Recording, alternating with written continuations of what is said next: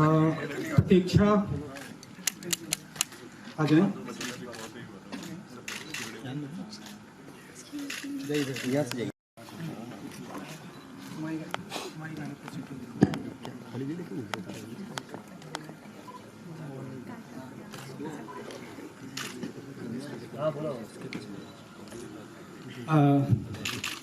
ये हमारी फिल्म में 6 गाने हैं, जिनमें से 5 आज हमने आपके सामने रखे।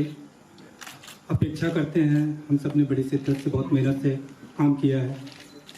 उम्मीद करता हूँ कि आप सबको पसंद आया होगा और इससे आई थिंक तीन हफ्ते का शेड्यूल था और बहुत मज़े किए। जैसे मैंने कहा, लखनऊ सिटी भी बहुत घूमे।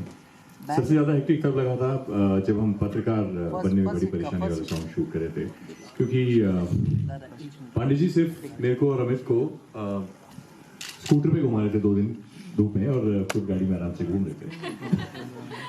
But jokes about, I think बहुत अच्छा मोमेंट था।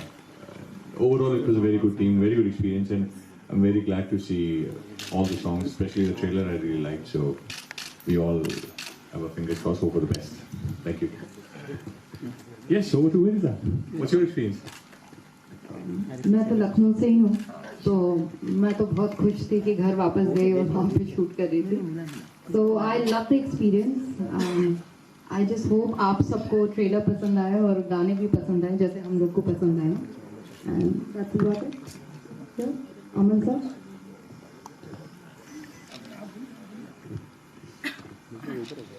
मुझे उतना समय मिल नहीं पाया कि मैं शैलेंद्र जी के साथ कुछ ज़्यादा दिन काम कर सकूं। शायद 1 या 2 दिन हमने काम किया था, लेकिन दोस्ती बहुत गहरी और अच्छी हो गई। और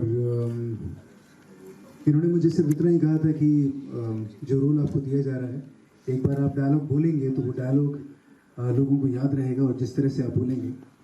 एंड जैसे ये छोटा सा क्लिपिंग इन्होंने मुझे भेजा था, मैंने उसे अपने सोशल नेटवर्क साइट पर डाला, तो लोग डेफिनेटली जानना चाह रहे थे कि कौन सी फिल्म है, कब होने वाली है।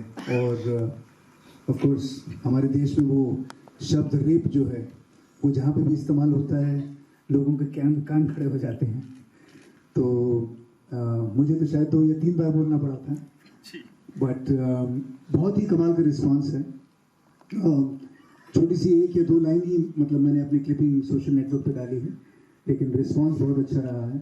एंड लोगों की एक तरह से जो जिज्ञासा होती है कि फिल्म किस बारे में है, और इन 2 पंक्तियों से मालूम पड़ जाता है कि फिल्म किस बारे में है। एंड ऑफ कोर्स लोग ये भी जानना चाह रहे थे कि बाकी और कौन कौन से अभिनेता हैं साथ में, कहानी किस तरह की है ऑफ कोर्स। एंड बहुत मज़ा आया। एंड मुझे तो यही है कि कुछ और दिन अगर साथ में काम करने और एक थोड़ा सा लंबा रोल मिलता तो और बढ़िया होता, बट अदरवाइज एक्सपीरियंस बहुत अच्छा रहा है। मैं अपने रोल से बहुत खुश हूँ। रिस्पॉन्स जितना कुछ मैंने लोगों को दिखाया है, लोगों को बहुत पसंद आया है, and I am sure that everybody is going to like the film. बिल्कुल। एंड बहुत शैलेंद्र जी ने मतलब उस समय जब मेहनत की थी मेरे साथ, मुझे भी बीच में लग रहा था कि ये बार बार एक ही चीज़ क्यों करवा रहे हैं मुझसे, बट अभी जब मैं ये क्लिपिंग मैंने देखी, उससे मुझे समझ में आया कि डायलॉग के अंदर वेटेज कहाँ पे देना है। वो ये बात इन्होंने मुझे बताई, तो वो तब तक टेक लेते रहे जब तक वो जो सही पंक्ति को सही एम्फेसिस के साथ मैंने नहीं बोला। सो जो भी परफॉर्मेंस है उसको पूरा का पूरा श्रेय इन्हीं को जाता है।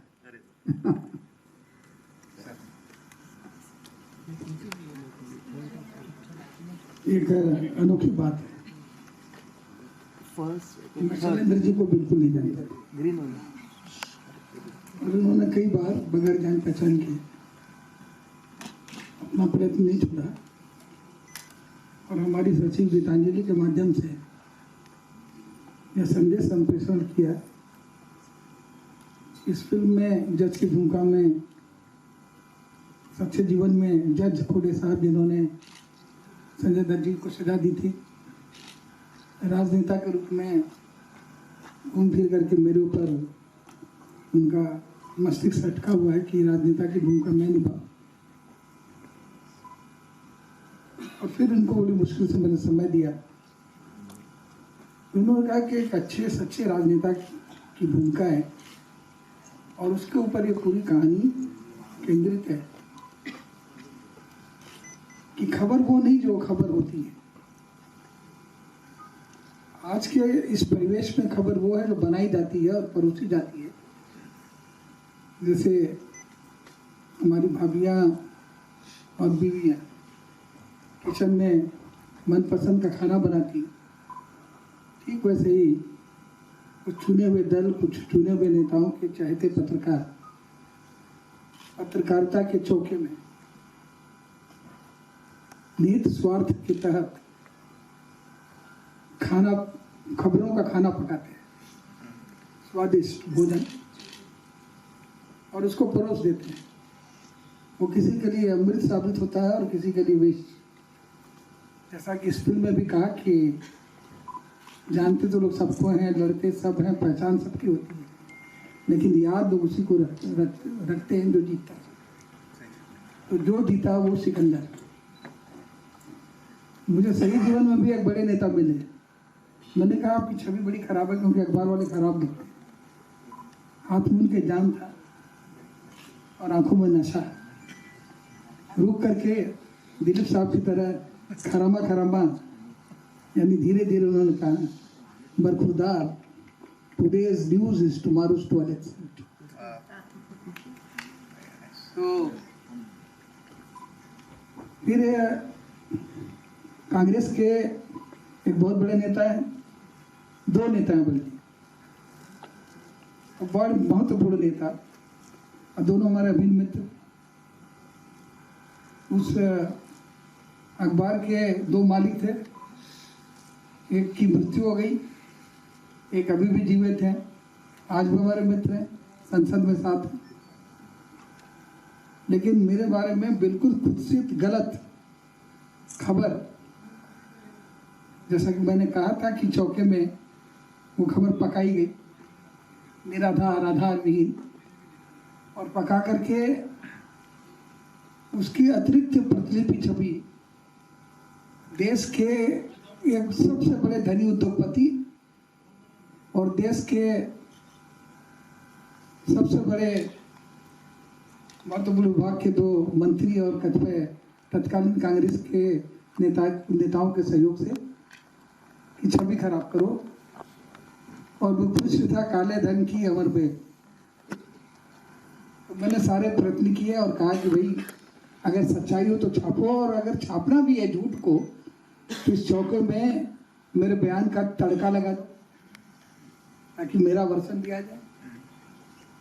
लेकिन अब तो गिरिलाल जैन की बात जाने दीजिए, धर्मवीर भारती की बात जाने दीजिए जो दरदुख चलाते थे। अब तो MJ अकबर ऐसे पत्रकार भी हमारे बीच में नहीं रहा, राजनीति उसे खा गई। अब वो नेता हो गए, अच्छे उदय ललित ऐसे वकील जज हो गए, वो आपके लिए उपलब्ध नहीं है। MJ अकबर ऐसे जो निष्पक्ष और निर्भीक साहसी पत्रकार थे, वह सिस्टम में मंत्री हो गए। तो जाए कहाँ, समझेगा कौन यहाँ, दर्द भरे इस दिल की जुबान।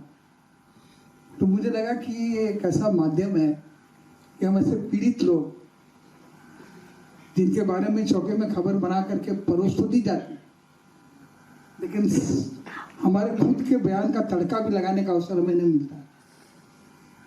तो इसकी अभिव्यक्ति का एक अच्छा माध्यम है। मैं तैयार हुआ और मैं इस बात के लिए क्षमा प्रार्थी हूँ कि पहले ही बड़े रोल में मैं दिलीप कुमार बन गया। मैंने कहा कि भाई ये संवाद, ये डायलॉग मुझे पसंद नहीं, ये डायलॉग मैं लिखूं। वो डायलॉग भी मैंने लिखे, इनके लिखे हुए डायलॉग हमने बर्खास्त कर दिए, खारिज कर दिए, स्क्रीन पे भी चेंज किया था, बदलाव किए। उन्होंने कहा कि वो एक दृश्य है, अगर आप बुरा ना माने तो पूरी उन्मुक्तता है उसमें। हमने जीवन में उन्मुक्तता हो, लेकिन उस मानव स्वभाव होता है, लेकिन उसका प्रदर्शन ना हो तो वही अच्छा है। निष्ठा का सवाल है, उसमें बदलाव किया। और ये हट हो गई है, शैलेंद्र जी, इनके दुस्साहस के लिए मैं इनको बधाई देता हूँ क्योंकि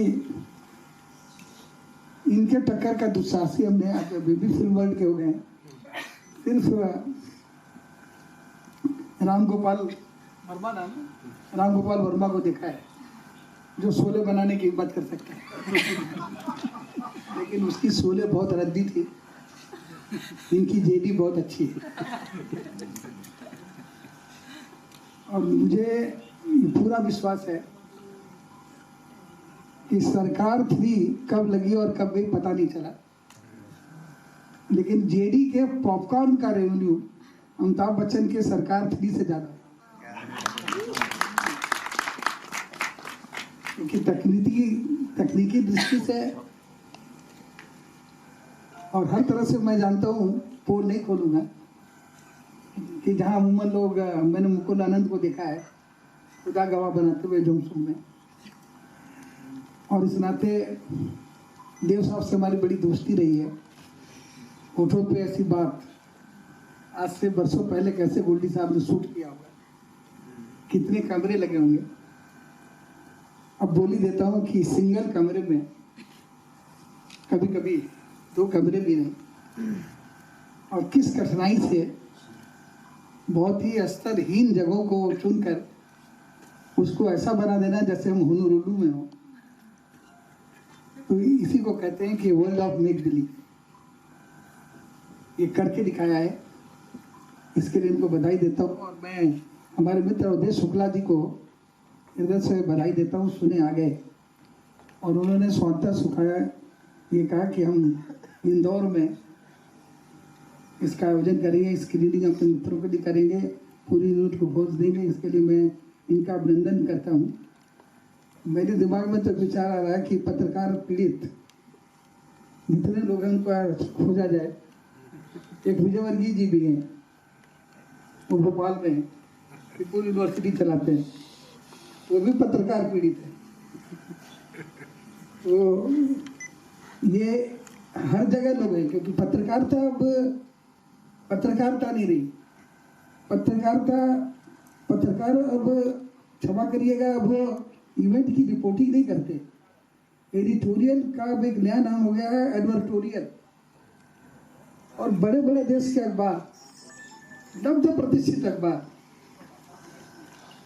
वो धमकी देते हैं कि हम सरकारें बनाते और बिगाड़ते हैं, हम वातावरण बनाएंगे तो सरकार बनेगी और बिगड़ेगी। मैं बधाई देना चाहता हूं नरेंद्र मोदी जी को कि देश का एक बड़ा अखबार उत्तर प्रदेश के चुनाव में यूपी को राहुल और अखिलेश का 7% है और ये 8% है। पहले पन्ने पर ये दोनों आते थे, 8वें पन्ने पर मोदी जी आते। पूर्व निर्धारित कार्यक्रम था, 325 सीट जब आ गई तो उस कार्यक्रम में न तो वो गए न तो उनका मंत्रिमंडल गया। बड़ा अखबार, देश का सबसे बड़ा अखबार, मालिकों ने धमकी दी कि हम प्रधानमंत्री हमने बहुत देखे, तो उन्होंने कहा कि लेकिन ऐसा नहीं देखा हो जो इतना एड़ा हो और इतना टेढ़ा। तो जब तक हैं हम प्रधानमंत्री रहेंगे। ये बात अगर कोई राजनीति का व्यक्ति कहता तो उसकी प्रासंगिकता और प्रामाणिकता नहीं रहती। लेकिन यह बात इसी तरह के अखबारबाजों के बीच में रहने वाला, वहीं से निकलने वाला, रात दिन बहुत नजदीकी से, बहुत बारीकी से निहित स्वार्थ की पत्रकारिता को, पीत पत्रकारिता को स्वच्छ पत्रकारिता के चौके में बनते हुए, पकते हुए उस सोसाइटी को देख, नजदीक से देखकर कहीं ना कहीं विद्रोह से, क्षोभ से, क्षुब्ध द्वलित मन से कि हम नेता तो बनते हैं देश का विकास करने के लिए, लेकिन लालू यादव हो जाते हैं। आदमी के खाने की चीज छोड़िए, हम जानवर का खाना भी खा देते हैं। हमारी भूख इतनी होती है कि हम बोलते हैं अरे गैया, गो माता, तुम बहुत खा लिया, अब तुम्हारा चरवा भी हम खाएंगे, हम लालू। तो इतनी भूख होती है। हमारे एक मित्र थे बलराम यादव, आयुर्वेद की जितनी दवाइयाँ थी आज तक भी मुकदमा चल रहा है। तुमने कहा बलराम भैया आपको कितनी बीमारी है, पूरे उत्तर प्रदेश की दवाई आप अकेले खा गए। तो इस तरह से चाराखोर, दवाखोर लोग हैं। पब्लिक डिस्ट्रीब्यूशन सिस्टम के लिए गरीबों के लिए पैसा आता है। वो खाद्य मंत्री जी उत्तर प्रदेश की बात कर रहा हूँ, नेपाल के वीरगंज के बाजार में बेच देते हैं। अब कागज में दिखाया जाता है गरीब खा गए, गरीब बहुत मस्त हैं, लेकिन गरीब त्रस्त हैं, खाद्य मंत्री जी मस्त हैं। वो भी दिखाया है कि कैसे नौटंकी देख रहे हैं नेता लोग, कैसे ठुमके लगा रहे हैं, कैसे बेचारे दिलीप साहब बदनाम हुए कि जब भी वो ऐसे चिकने चेहरे तो कैसे न नजर फिसले। तो उनकी तो नजर सिनेमा के पर्दे पर वैजयंती जी को देख के फिसली, वो भी 50 साल पहले। वास्तविक जीवन में जो नजरें रोज फिसल रही हैं, बाबाओं की नजरें, नेताओं की नजरें, और इन फिसलती नजरों का फलसफा जो उन्होंने दिखाया है सच्चाई के साथ, इस सच के लिए मैं उनको बधाई देता हूँ और इस दुस्साहस के लिए इनकी प्रशंसा करता हूँ और ईश्वर से प्रार्थना करता हूँ कि भगवान इस फिल्म का इतना प्रचार करा दे कि कम से कम एक बार लोग उत्सुकता के लिए सही, यही देखने के लिए कि विवादित अमर सिंह ने क्या किया है, एक बार प्रेक्षागृह में चले जाएं। एक बार अगर चले गए तो फिर उनको ये पिक्चर पसंद आएगी। और मैं बिना किसी पूर्वाग्रह के कह रहा हूँ, यह पिक्चर जो तथाकथित रियलिटी वाली पिक्चर होती है उसकी तरह यह उदास और बोरिंग नहीं है, और कमर्शियल सिनेमा की तरह अपनी विभत्सता और क्रूरता के साथ जगह से ज्यादा रंगीन नहीं है। तो वास्तविकता, रियलिटी और ग्लैमर, वास्तविकता और जीवन की रंगीनी इसमें दोनों है। इसमें यह भी है कि कुछ रीति जगत की ऐसी है, हर एक सुबह की शाम हुई, और उसमें वह पक्ष भी है कि रात भर का है मेवा अंधेरा, किसके रोके रुका है सवेरा। तो इन दोनों संदेशों को संयमित और संतुलित तरीके से साथ लेकर के चलने वाली फिल्म का नाम है जेडी, जर्नलिज्म डिफाइंड। और इसको जर्नलिस्ट जरूर देखें ताकि वो झूठ के, पत्रकारिता के झूठ के चौके में किसी नेता, चाहे वो उसका नाम अमर सिंह हो, उसके कहने पर झूठ के दाल की छौंक लगाकर दुष्कर्म करना बंद करें। इस देश में बड़ा बनने के लिए अतिरिक्त कुछ नहीं करना है। क्रिकेटर का काम क्रिकेट खेलना है, लेकिन लोग नहीं खेलते। सचिन ने ठीक से खेला, कपिल ने ठीक से खेला, हीरो बन गए। अभिनेता का काम ठीक से अभिनय करना है, लेकिन ज्यादा लोग अभिनय नहीं कर पाए, टाइप कास्ट हो गए। दिलीप कुमार, अमिताभ बच्चन ने कहा काम किया, महानायक बन गए। सरोद बजाना संगीतज्ञ का काम है, ठीक से अमजद भाई ने बजाया, बड़े आदमी बन गए। चुनाव ठीक कराना हर अधिकारी का काम है, लेकिन टीएन सेशन से पहले किसी ने चुनाव ठीक से नहीं कराया। टीएन सेशन ने ठीक से चुनाव कराया, अपना काम कराया, हीरो बन गए। तो भारत देश में हीरो बनना सबसे आसान काम है। आपको जो काम असाइंड है उस काम को आप ठीक से करिए, आप हीरो बन जाएंगे। जैसे नरेंद्र मोदी जी से पहले बहुत प्रधानमंत्री हुए, उन्होंने कहा सब चलता है। उन्होंने कहा साहब मैं तो नेता हूँ, मैं वो नहीं करूँगा जो आपको अच्छा लगता है, मैं वो करूँगा जो हमको देश के लिए ठीक लगता है। नेता का काम नेतृत्व करना है, और मतदाता का काम, जनता का काम नेता के नेतृत्व का पालन करना है। और अगर हमारी नीति आपको पसंद नहीं आती तो हमें कान पकड़ करके हटा दीजिएगा। लाल बहादुर शास्त्री के बाद हमने नरेंद्र मोदी को दूसरा नेता देखा जिसने देश को निर्देश दिए, नोटबंदी के निर्देश, काले धन को खत्म करने का निर्देश। और भ्रष्ट राजनेता, चाहे लालू यादव ऐसा हो व्यक्ति, बड़ा व्यक्ति, जनाधार का नेता, उसे जेल में ठूसने का निर्देश। अब तक देश में इसके पहले सिर्फ लाल बहादुर शास्त्री ने कहा था खाना नहीं है, खाना मत खाओ। और हम बच्चे थे, हमने अपने प्रधानमंत्री के कहने पर सोमवार को खाना बंद कर दिया। और उसके बाद जितने नेता आए, सारे नेताओं को हमने देखा, किसी को चारे की भूख, किसी को दवा की भूख, किसी को पैसे की भूख, भूखी भूख। और जैसा नेता होगा वैसा ही समाज होगा, और जैसा समाज होगा वैसा ही अखबार होगा। फिर एडिटोरियल बन जाएगा, खबरें किस्सा बन जाएंगी, और पत्रकार का काम किस्सा गोई होगा। इन तमाम परंपराओं को, तमाम विधाओं को प्रदर्शित करने का, फिर कहूँगा साहस नहीं, दुस्साहस एक गरीब पत्रकार की सृजनात्मक सोच ने किया है। इसके लिए बधाई और प्रशंसा के पात्र हैं। संभवतः नेता और पत्रकार दोनों इनसे खफा।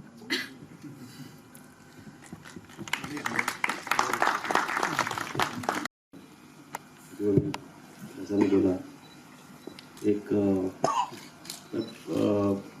पहले एक फिल्म की बात करता हूँ। एक सीन था हमारा जिसमें सर बैठे हुए हैं और 2 ग्लास जूस के लेके कोई आता है किसी गेस्ट के लिए। तो सर ने बोला कि नहीं 2 ग्लास एक साथ नहीं आए थे, एक साथ नहीं आते। एक लीडर का एग्जाम्पल भी दिया, मैं नाम एक लीडर का एग्जाम्पल भी दिया कि उनके यहाँ कभी भी चाय उनके लिए आती थी, हमारे लिए नहीं आती थी। और फिर पूछते थे अच्छा आप भी लेंगे क्या, तो हम कभी मना नहीं करते थे, इसी बहाने 10 मिनट और बैठने को मिलेंगे। तो वो चीज हमने फिल्म में भी इम्प्लीमेंट की कि पहले जूस का 1 ग्लास आता है, उसके बाद फिर अच्छा आप भी लेंगे क्या, फिर दूसरा आता है। तो हमारी फिल्म में क्या है ना, बड़े अखबार में काम किया है, मैगजीन में भी काम किया, तहलका में भी डिप्टी फोटो एडिटर रहा हूँ करीब 6.5 साल। तो मैंने हिंदी, अंग्रेजी, गांव की पत्रकारिता, शहर की एक एलीट क्लास की पत्रकारिता, जैसे आपने पूल पार्टी देखा होगा, ऐसी पार्टियां मैंने देखी हैं। मीडिया में ऐसी पार्टियां होती हैं, आप में से शायद कितने लोग ऐसी पार्टियों में रहे होंगे। तो मैंने वो एक छोटे से डिस्ट्रिक्ट में काम करने वाला जो जर्नलिस्ट होता है, उसकी शैली कैसी होती है, उसका घर कैसे चलता है, उसके चेहरे पे जो स्माइल होती है, उसके अंदर का उसका परिवार कैसे चलता है, वो आपको नहीं पता होता। फील्ड में जब रहता है तो स्माइल देता है, लेकिन उसका घर कैसे चलता है ये किसी को नहीं पता होता। फ्रीलांसर्स, उनकी जिंदगी कैसे चलती है।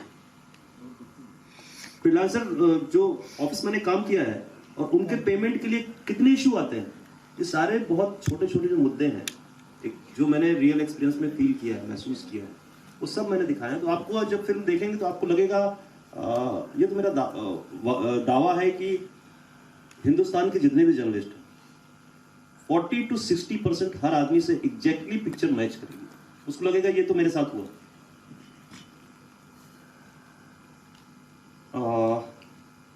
अब बात करते हैं हम कि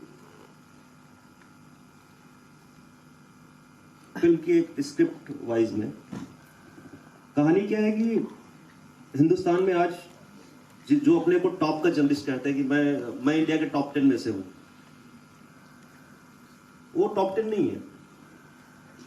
कहने को टॉप 10 है, लेकिन वो अपने गिरेबान में झांक के देखें, अपने दिल से पूछें क्या वो एक भी लाइन अपने दिल से लिख सकते हैं।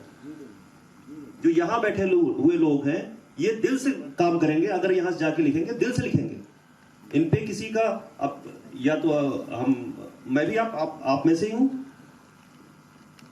कि या तो हमें कहीं से गाइडेंस नहीं मिलता तो हम अपने दिल की बात करते हैं। अब भले हम जाके ऑफिस में फाइल करें, वो एडिट हो जाए, नहीं वो बड़ी पिक्चर आ रही है, उन्होंने ज्यादा पैसे दिए, उन्होंने ज्यादा बड़ा ऐड दिया, तो हटाओ जेडी को, इसको लगाओ, वो एक अलग चीज है, वो एक अलग मुद्दा है। लेकिन पेड मीडिया यही है, हम मुद्दा दिखा रहे हैं इसमें। हमारे पास बहुत सारे फोन आते हैं, जब से थोड़ा सा आप लोगों ने चर्चा शुरू की सोशल मीडिया पे, बहुत सारे फोन आते हैं। मैं इस बार से बोल रहा हूँ आपको ये मैं पब्लिसिटी दूंगा, वो दूंगा। हमने कहा ठीक है बिल्कुल दीजिए। बोल रहे सर इसके लिए पैकेज है। मैंने कहा भाई हमारे पास तो पैकेज है नहीं। शायद हिंदुस्तान के मीडिया का पहला ऐसा फोटो जर्नलिस्ट होगा जिसने ये जरूरत की हिम्मत की है फिल्म बनाने की। तो मेरा प्रयास है कि अच्छा कंटेंट दिया है, सब कुछ है इसमें, कहीं से रिलीज हो जाए। सबको फेस वैल्यू चाहिए, और अभी फेस वैल्यू को क्या हाल आपने देखा, लाइन से धड़ाम गिर रहे हैं सारे। तो फेस वैल्यू तो बची नहीं, उसके बावजूद भी डूबेंगे उसी में। मैं कह रहा हूं कि जैसे 3 फिल्में मैं एग्जांपल देता हूं। पहले आई थी पेज 3, किसके नाम से जानी जाती है? मधुर भंडारकर। पिपली लाइव आमिर खान डायरेक्टर थे उसके, नहीं फिर क्यों जानी जाती है उनके नाम से? बाहुबली किसके नाम से जानी जाती है? राजा मौली। जितने मैं कह रहा हूं बॉलीवुड के जो टॉप 10 डायरेक्टर्स हैं, अगर उनमें हिम्मत है फेस वैल्यू लेना बंद कर दें, अगर उनके काम में दम है तो दिखाएं। एक्टर्स लें, फेस वैल्यू नहीं। अभी समझ में आ जाएगा फेस वैल्यू को, जो इनके नखड़े हैं ना समझ में आ जाएंगे।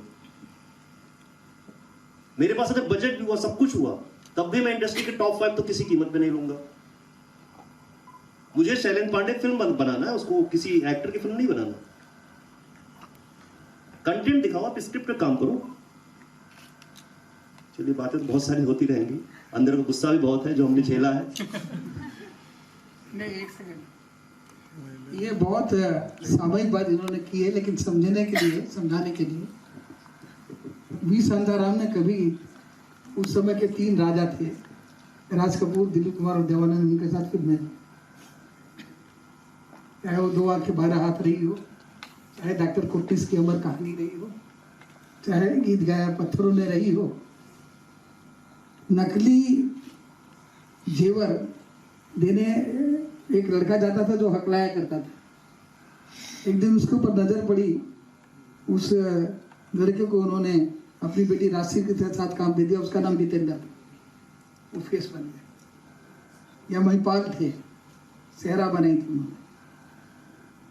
गुरुदत्त कोरियोग्राफर भी नहीं थे, बल्कि कोरियोग्राफर एक ग्रुप डांस के एक मामूली सदस्य।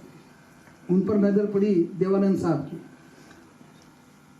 तो उन्होंने उनकी प्रतिभा को पहचाना और जब उन्होंने पिक्चर बनाई तो वादा किया कि हम आएंगे तुम्हारे साथ काम करने। और राजमुंद्री जाकर के वहीदा जी को ढूंढा, तो वहीदा जी की पहली फिल्म थी सीआईडी, कहीं पे निगाहें कहीं पे निशाना। के विश्वनाथ ने जयप्रदा जी को ढूंढा और आज भी वो फिल्म चल रही, खत्म नहीं हुई। डफली वाले डफली बजा। कंटेंट, और कंटेंट की जो ये बात कर रहे हैं, एक नहीं, एक बड़े सुपरस्टार की, जो अपने आप को किंग कहता है, बादशाह कहता है, एक नहीं, fan, happy new year, whom it's whom, हमारे अच्छे दोस्त हैं। ये कहते हुए मुझे अच्छा नहीं लग रहा है, और उनके साथ मेरे, उनकी फिल्में चलें या ना चलें, मैं उनके प्रति स्नेह मेरा यथावत रहेगा। लगाया बीच में श्रीदेव जी को लगाया और नीचे लिखा कंटेंट इज किंग। फिल्म के लिए भी मैं यही कहूंगा, कहिए आपकी, अमर सिंह जी ने कहा है कंटेंट इज किंग। और अगर कंटेंट किंग है, स्टार आने वाले जमाने में कंटेंट होगा। और अगर कंटेंट और निर्देशक की बात नहीं होती तो गुरुदत्त की प्यासा आज भी प्रासंगिक नहीं होती। कागज के फूल आज भी पेरिस में लोग नहीं देखते। और देव साहब की गाइड अभी 3 साल पहले कैंस फिल्म फेस्टिवल में विशेष रूप से फिर नहीं दिखाई जाती। कंटेंट नहीं बनता, स्टारडम कितने लोग अब मर्द देखेंगे, मैं हूँ मर्द टांगे वाला, मैं हूँ मर्द टांगे वाला, टांग देंगे। लेकिन लोग गाइड देखेंगे, देवदास देखेंगे, ये नई वाली नहीं, रंगीन देवदास, जिसमें न पारो को न चंद्रमुखी को देखकर न देवदास को देख करके करुणा नहीं होती। उस देवदास को देखेंगे जिसमें दिलीप कुमार जब कहता है कि किसको खबर थी, किसको यकीन था, ऐसे भी दिन आएंगे, मर जीना भी चाहे तो जीना जी हम नहीं पाएंगे, हम जैसे बर्बाद दिलों का जीना क्या मरना का क्या। और जब वो कहते हैं हाय किसको खबर थी, तो उनके हाय पर हम सब रो पड़े। सुचित्रा सेन के अभिनय को देख के हम रो पड़े। वैजयंती जी को देख करके, ब्लैक एंड व्हाइट है, चुन्नी लाल जैकी सराफ, चुन्नी लाल मोती लाल। आज के आधुनिक, ठीक है, खूब चली है देवदास। हमारे भाई भरत साहब को प्रणाम और नमन। लेकिन भरत साहब और विमल राय में जो अंतर है, वही अंतर शाहरुख खान और दिलीप कुमार में है। जो अंतर ऐश्वर्या राय और सुचित्रा सेन में है, वही अंतर माधुरी दीक्षित और वैजयंती बाला में। और इसका मतलब है कंटेंट। इस फिल्म को मैं अपील करूंगा कि शैलेंद्र के लिए नहीं, अमर सिंह के लिए नहीं, कंटेंट के लिए देखिए, वास्तविकता के लिए देखिए, रियलिटी के लिए देखिए और सच्चाई के लिए देखिए। क्वेश्चंस आप लोगों के?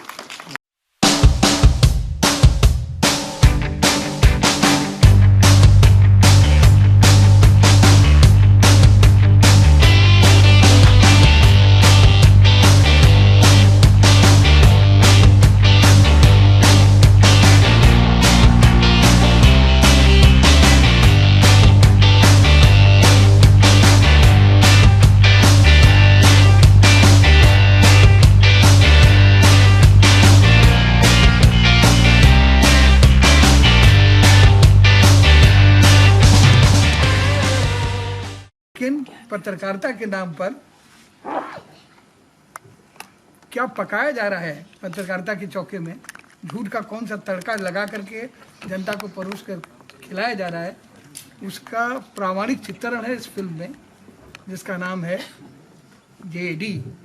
और हमारे साथ आज अवस्थी जी हमारे मित्र हैं, इंदौर में रहते हैं। इनका दोस्त ये सफल हो गए तो कहे लाओ, नहीं लाओगे तो हम तुम्हारा स्कैम छापेंगे। उसी तरह से विजय वर्गीय जी पीपुल यूनिवर्सिटी भोपाल में चलाते हैं, हमारे मित्र हैं। उनसे भी कहा लाओ, नहीं लाओगे तो तुम्हारे विरोध में छापेंगे। तो दीक्षित जी भी अखबार शुरू कर दिए, अच्छा तुम छापोगे तो हम भी छापेंगे। और उधर से विजय वर्गीय जी भी अखबार छापना शुरू कर दिए। तो अखबार इसलिए छपे कि जनता को सच्ची खबर मिले, अखबार इसलिए छपे कि स्थापित अखबार अपने झूठ के चौके में निहित स्वार्थ के लिए क्या क्या करेंगे, उससे बचाव के लिए ढाल के रूप में पत्रकारिता हो, अखबार छपे, तो ये समाज कहाँ जा रहा है, ये देश कहाँ जा रहा है कि अब बच्चों के मरने को भी पुराने आंकड़े को दे करके देश का वो अखबार कल ही छापा था जो अखबार 3 महीने पहले तक कह रहा था यूपी को ये 7 पसंद है, यूपी को ये हाथ पसंद है, ये साइकिल पसंद है, और साइकिल पर राहुल जी का हाथ पसंद है। अब वो कह रहा है योगी जी की तारीफ कर रहा है। हम भी करते हैं योगी जी की तारीफ, चौकी पर सोते हैं, ईमानदार हैं, सच्चे हैं, लेकिन बच्चे मरे, चाहे गोरखपुर में बच्चे मरे, चाहे फर्रुखाबाद में, इन बच्चों के मरने के लिए हम अच्छे शब्दों तो नहीं कह सकते। हम धन्यवाद देते हैं राष्ट्रीय स्वयंसेवक संघ जो भाजपा की सरकार बनने पर भी कह रही कि पश्चाताप दिवस मनाओ। सिंह साहब, कहीं ना कहीं पूंजीवाद और सत्ता हावी हो गई है आज के मीडिया घरानों पे, क्या कहेंगे? देखिए, जितने मीडिया के मालिक हैं उनका मीडिया के अतिरिक्त काम है और मीडिया उनकी ढाल है। और एक और बहुत बड़ा औद्योगिक घराना है। अब वो यत्र तत्र सर्वत्र जो मीडिया के बिखरे मोती थे उसकी माला बना करके उसका वर्णन कर चुका है। तो निश्चित रूप से हम जो कह रहे हैं, पता नहीं है ऐसे किसी मालिक का चैनल यहाँ खड़ा हो तो उसको दिखा पाएगा या नहीं। और लेकिन अपने दशकों के राजनीतिक जीवन में इतनी फोटो छप चुकी है, इतनी चर्चा हो चुकी है, सच या झूठ, सही या गलत, बदनाम होंगे तो क्या नाम भी ना होगा। तो जिसको हमारे पूर्वांचल में कहते हैं हम थेथर हो गए, सेमलेस, बेशर्म। आप अच्छा लिखिए, हमारे बारे में सच्चा लिखिए तो आपको साधुवाद, आप खराब लिखिए तो अशेष धन्यवाद। क्योंकि जीवन में, सार्वजनिक जीवन में पर्चा, चर्चा और खर्चा जरूरी है। पर्चे में नाम हो अच्छाई में या बुराई में, चर्चे में हो अच्छाई में या बुराई में, और खर्चा इतना हो कि एक JD के शो के लिए शैलेंद्र पांडे से हवाई जहाज का टिकट और होटल का खर्चा न मांगना पड़े। सर, ये मूवी भी जर्नलिस्ट पे डिपेंड है देखा जाए तो फिर, और हाल ही में कल ही देखा जाए तो फिर मौत हो चुकी है एक जर्नलिस्ट की, बुरी तरह से गोली मार दी गई, उन्हें 7 गोलियां मारी टोटल। एक पॉलिटिशियन को इतना प्रोटेक्शन मिलता है सर। हमने ट्वीट किया है और कुछ लोग कहते हैं कि उस संघ के विरुद्ध लिखती थी, बंगलोर की घटना इसलिए मारी गई है। बिल्कुल गलत। वो सच लिखती, उनके जो भाई है वो CBI जांच की मांग कर रहे हैं, वो भी उन्हें नहीं, वो सच के लिए लिखती थी। वो कांग्रेस के घोटाले के बारे में भी उन्होंने लिखा था, और अगर हमारे घोटाले के बारे में पता लगता तो उस पर भी लिखती। तो वो सच लिखती थी। तो निश्चित रूप से जानिए कि पत्रकार को समाज का दर्पण होना चाहिए, और दर्पण जो है वो झूठ नहीं बोलता। दर्पण झूठ ना बोले, जो सच है वो देखे और दिखाए। लेकिन आज का पत्रकार और आज की पत्रकारिता दर्पण नहीं है। और दर्पण की तरह जो पत्रकार काम करता है, पत्रकारिता काम करती है, मत सच पूछिए तो हिंदू के अलावा मैं कोई अखबार ही नहीं पढ़ता। कम से कम जो पत्रकारिता की जो एक परंपरागत रीत और रीढ़ है, उसमें उस परंपरा को बहुत हद तक हिंदू ने बना के रखा है। नहीं तो एक गंभीर विषय हो और किसी सनी लियोन की तस्वीर, तो देश का सबसे बड़ा अखबार सनी लियोन की तस्वीर और उसके शारीरिक अवयवों के वैभव को दिखाएगा। क्योंकि वो उसका तर्क ये है कि युवा हमारा जो लीडर है 18 वर्ष वाला, वह अमर सिंह का बुढ़ापा नहीं, सनी लियोन की जवानी देखना चाहता है। तो जब पत्रकारिता का ध्येय वो एक ऐसा बड़ा अखबार है जहाँ पर एडिटोरियल इम्पोर्टेंट नहीं है, एडवर्टोरियल इम्पोर्टेंट है। एडिटोरियल को इंस्ट्रक्शन एडवर्टोरियल से जाते हैं कि किसकी फ़ोटो प्रथम पृष्ठ पर छपेगी, किसकी नहीं छपेगी। पत्रकारिता ये है कि सबकी खबर ले और सबको खबर दे।